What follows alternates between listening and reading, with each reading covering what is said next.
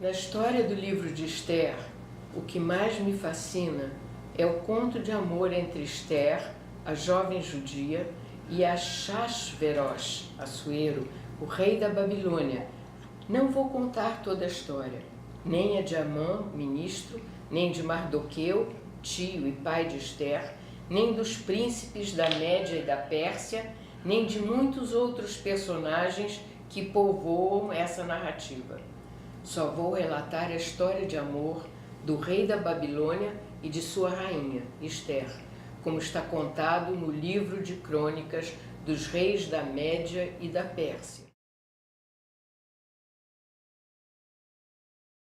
Era uma história onde muitas vozes falavam, muita gente, muitos personagens, muitas narrativas, muitos relatos, e que começavam a se juntar também em muitos tempos narrativos. Então era uma coisa de uma espécie de uma não linearidade narrativa e não linearidade temporal. E essa coisa começou a me dar assim uma espécie de visualidade mesmo, de eu ver aquela coisa. Eu comecei a ver linhas em zigue-zague assim se juntando. É como se naquele momento eu estivesse vendo alguma coisa plástica, visual.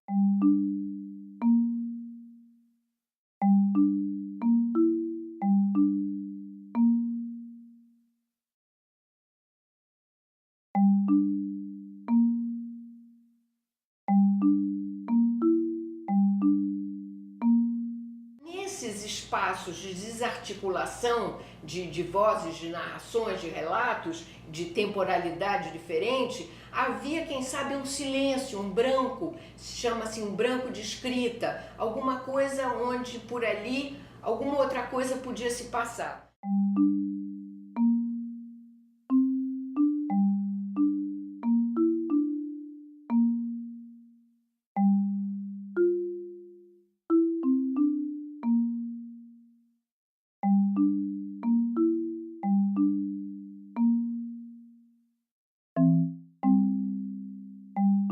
Esses brancos de escrita, nesses silêncios de escritura, era aí que o homem se autorizava a dar sua interpretação, a fazer seu comentário, a dizer, numa espécie de retração de Deus, era a palavra do homem que se impunha, que era mais importante. No livro de Esther não havia a palavra de Deus, e que nesse momento era que o homem devia agir. E na história de Esther era quando Esther agia.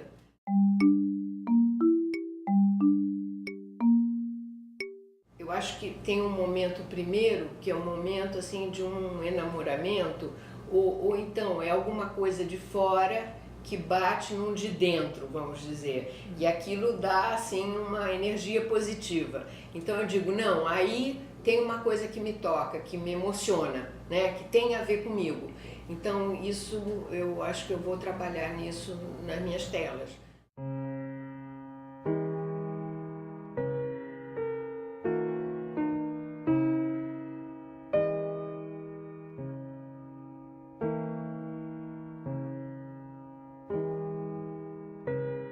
Quando a rainha Vasti foi morta e o rei teve que escolher uma nova rainha, o rei escolheu e amou Esther mais do que todas as outras mulheres e pôs a coroa real em sua cabeça e a fez sua rainha.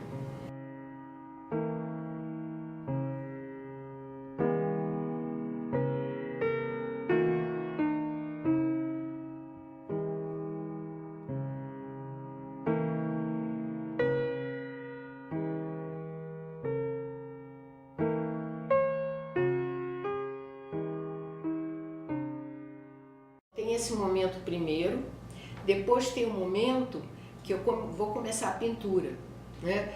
E nesse momento eu tenho que eu tomo nota das coisas principais daquele texto, né? Daquilo que me marcou profundamente, de que me chamou a atenção. E aí eu começo a fazer a relação, o diálogo entre o plástico e o textual.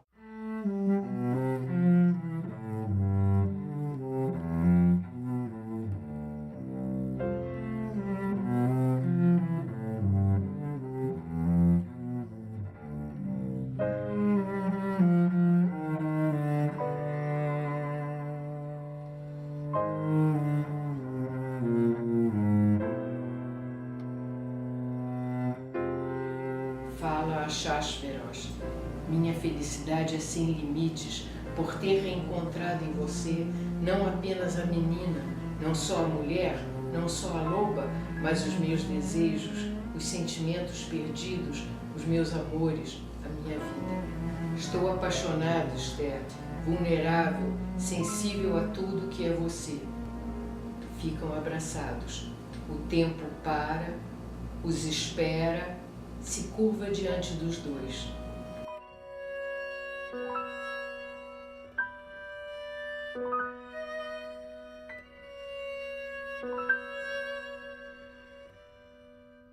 Então eu tenho meus espaços e eu vou utilizar as palavras, mas aquilo tem que ser conjugado num diálogo, né, entre as palavras, que aí eu vou usar como traços, como pontos, como linhas, como um diálogo formal.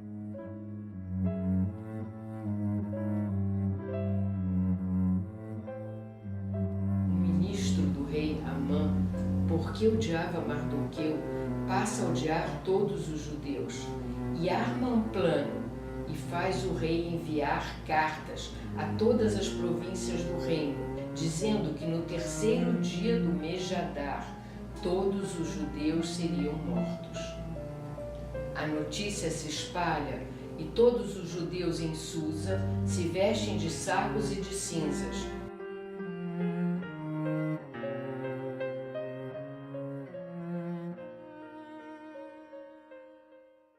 Que nunca mais eu deixei a palavra, a relação da palavra e da imagem no meu trabalho.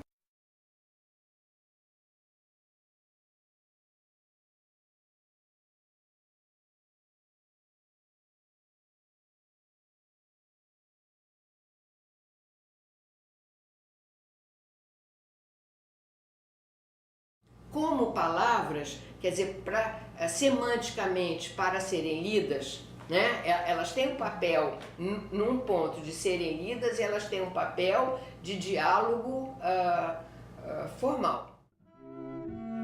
Ninguém na corte sabia que a rainha Esther era judia, nem mesmo Ahasuerós.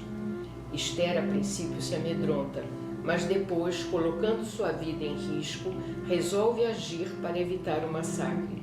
Faz jejum por 3 dias. Depois se veste com seu mais belo vestido azul, respingado por uma suave poeira de estrelas. Veste seus mais ricos ornamentos, puxa seus cabelos do lado e prende-os com uma flor branca. Quando Ahasuerós vê Esther, fica feliz, aponta para ela seu cetro dourado. E Esther, indo até ele, toca na ponta do cetro. Amor erótico é sugerido nessa passagem. A beleza de Esther, a sua sedução, seu encanto sexual lhe dão poder sobre o rei. E eu achei que o narrador podia ser literário, narrador podia ser plástico também, né? Eu me via como uma narradora em pintura. O rei levanta-se rápido, corre para Esther, abraça, beija e fala: Esther, minha rainha, por que tremes? Essa lei não se aplica a você, que é minha amada e minha companheira. O que queres, minha Esther? Qual é a sua petição? Qual é o seu desejo? A força de Esther reside na sua doçura, na sua estratégia, na sua coragem. Não responde, mas lhe fala: você me oferece o dia e a noite, o sol e as estrelas, todo o firmamento. Que mais desejar de meu rei, que me presenteia todas as manhãs com todo o mundo celeste, com todo o universo? E ele lhe responde: Esther, sinto uma dolorida felicidade por amar você. Durante o banquete, num momento propício, Esther relata para Assuero a história da traição de Amã em relação ao povo judeu. E também confessa, lhe diz que é judia. O rei repete sua pergunta: diga-me, Esther, qual sua petição, qual é o seu desejo? A minha vida, meu rei, como minha petição, e o meu povo como meu desejo. Hoje em dia eu quero que as pessoas se aproximem e leiam aquilo que eu escrevi, né? Eu acho que existiu uma mudança, existiu uma trajetória nisso, mas ainda sempre tem uma coisa dessa relação do espaço com aquilo que está sendo escrito. Quando eu escrevo, né, na tela, e que às vezes sai menos legível, mas sai plasticamente muito bonito, às vezes sai mais legível, mas plasticamente a letra não está tão bela assim, né? Às vezes eu prefiro não legível e de repente uma mancha que é muito bonita, né? A Chasferós não pode anular um documento seu. Então manda redigir um outro, em que todos os judeus de todas as suas províncias e de todos os seus povos, no 13º dia de Adar, poderiam se defender. Na fortaleza de Susa, no 13º dia de Adar, os judeus matam seus agressores.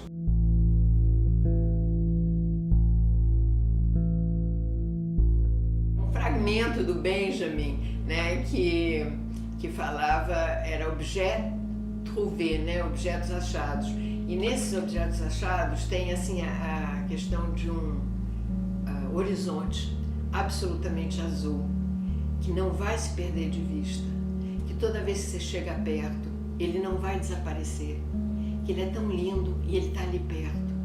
Então eu achei linda essa visão assim de um horizonte azul.